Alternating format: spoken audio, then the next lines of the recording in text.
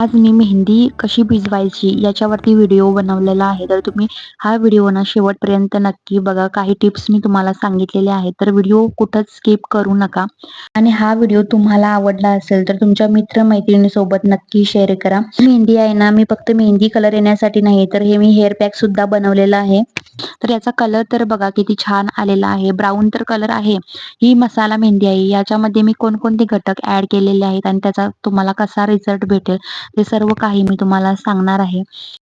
इथं मी मसाला मेहंदी आहे ना, ती वापरली आहे. 2 पॅकेट मला लागणार होते माझ्या केसांच्या लेंग्थ वाईज. तुम्हाला जेवढं लागेल ना, तेवढी मेहंदी तुम्ही आणून घ्या. मसाला मेहंदी मार्केटमध्ये मिळते. तर इथं काळे तीळ पण मी घेतलेले आहेत. इथं मला लागणार आहे चहा पावडर. चहा पावडरने कलर हा खूप छान येतो. त्याचबरोबर लागणार आहेत मला जवस. जवस हे हेअर पॅकचं काम करतं.